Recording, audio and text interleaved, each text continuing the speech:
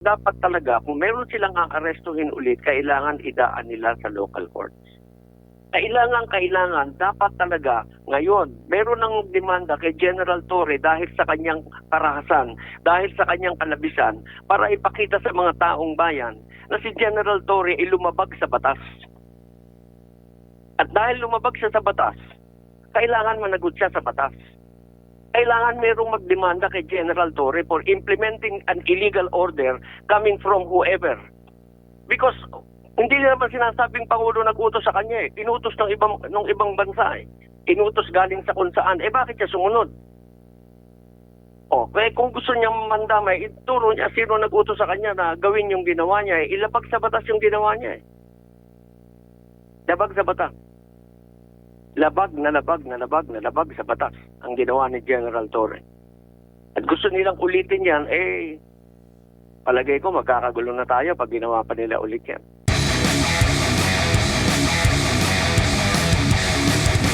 Yung konstitusyon po natin po, attorney, para sa kaalaman lang ng ating mga kababayan, gaano ito kataas kumpara doon sa may tuturing nating mga sinasabing international law? Kaya ba nitong apakan ang konstitusyon natin ng international law, or kayang apakan ng konstitusyon natin yung mga international law? Ating saligang batas sa loob ng teritoryo ng Pilipinas, walang kahit anong batas ang pwedeng sumaklaw o makataas kesa sa ating saligang batas. Sa ating saligang batas, sinasabi lamang natin that we adhere to internationally accepted principles of international law. Pero yung pong sinasite nilang provision na yun, although it is cited in the Republic Act, yung pag-renounce sa war as an instrument of national policy. Sinasabi natin, kami ay mga mapayapang tao, ayaw namin ng gera, kaya pinapaliwanag namin na ito ang aming mga prinsipyong sinusunod. Kami ay gumagalang sa mga prinsipyong pinaiiral sa buong mundo.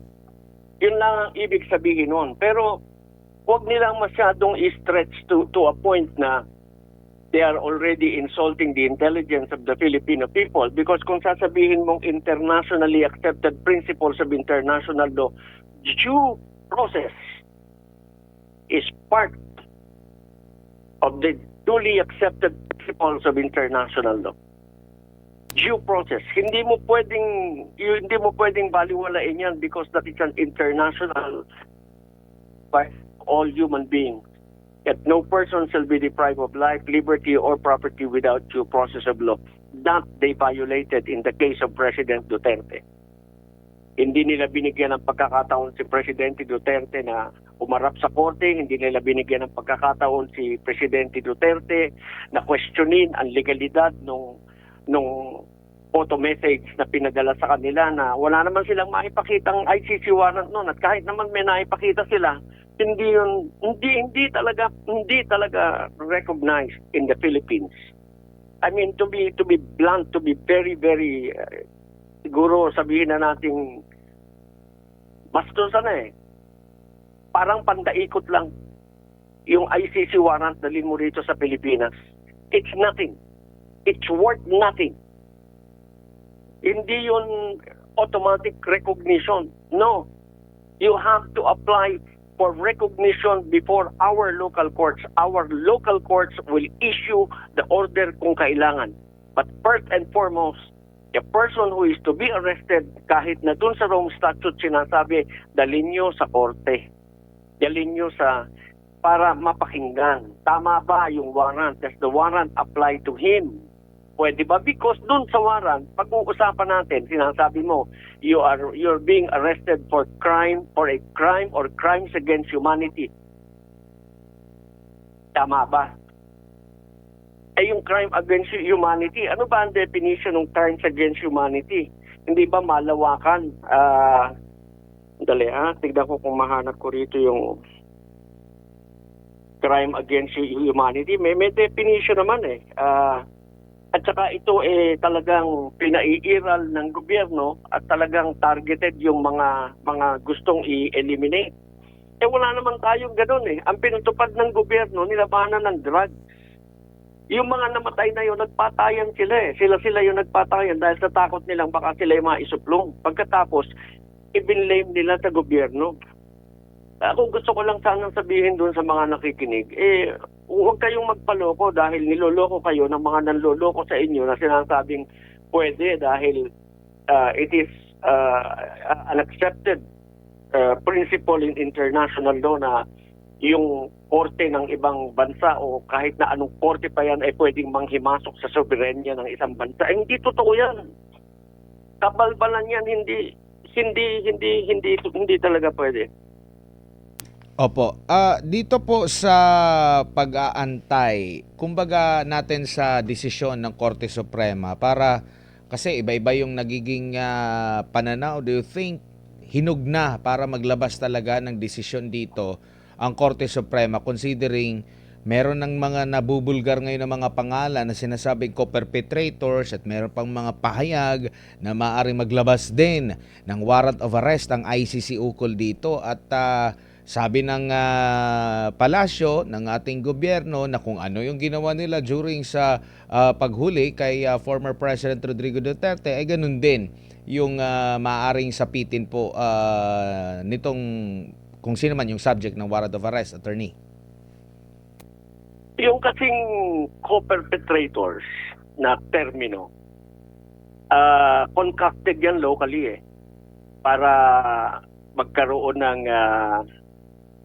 epekto sa pag-iisip ng mga tao na ito yung mga kasamahan niya na nagpatupad ng ano ba naging kasalanan ng mga tao? Ano ba naging kasalanan ng Pangulo?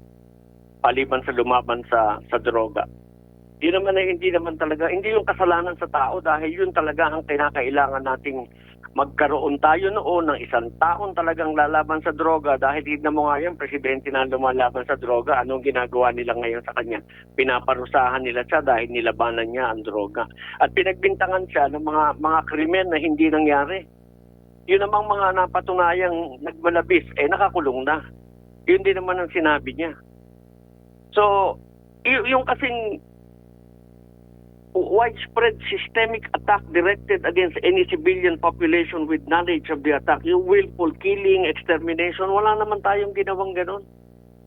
Paano mo matatawag? In the first place, yung warrant of arrest, maliban sa, ito ba para kay Rodrigo Duterte, yung bang crime, tama ba yan? That is to be determined by the local court kung tama. Kung may jurisdiction nga ba yung nag-issue o hindi.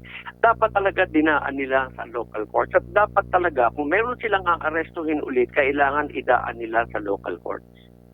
Kailangan, dapat talaga, ngayon, meron ng demanda kay General Torre dahil sa kanyang karahasan, dahil sa kanyang kalabisan, para ipakita sa mga taong bayan na si General Torre ay lumabag sa batas.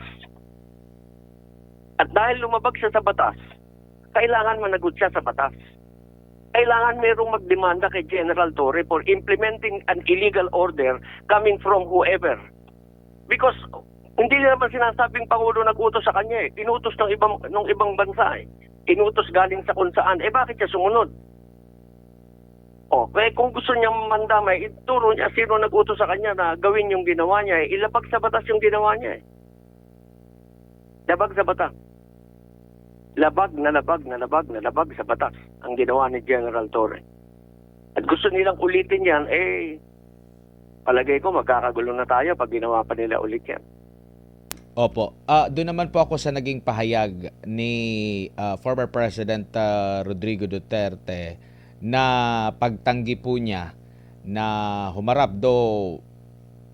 siya ba ay humihiling or pwede bang hindi siya persahin na paharapin doon sa kanyang formal charges and at the same time meron siyang doon sa kanyang waiver na hindi siya makikiisa kasi nga hindi siya saklaw ng jurisdiction ng ICC. Iginit niya doon na nagkaroon ng kidnapping, pinwersa siya na isakay sa jet, na ito'y chartered at mismo ang opisina ng Pangulo ang nag-initiate po nito. Gaano kahalaga yung naturang pahayag ni former President Rodrigo Duterte, attorney? Alam mo, agree ako dun sa ginawa ni Presidente Digong. At lalo akong humanga sa kanya dahil hanggang sa ngayon, hindi siya tumitigil lumaban. Tama yon. Ipakita niya doon sa mga dayuhan na yon na hindi niya ginagalang ang kanilang jurisdiction dahil wala talaga silang jurisdiction na siya ay hatulan. Hindi talaga marapat yung kanilang ginagawa sa kanya, and that is one way of telling them, I do not recognize you. And tama yon, hindi siya umattend. Kasi pag umattend siya, he already acquiesced to their jurisdiction. Nag-appear ka eh. You answered questions. You participated in the proceedings. Pag hindi siya nag-participate, maliwanag na maliwanag. It's a continuing defiance, non-recognition of their jurisdiction. And I agree. Tama po yun.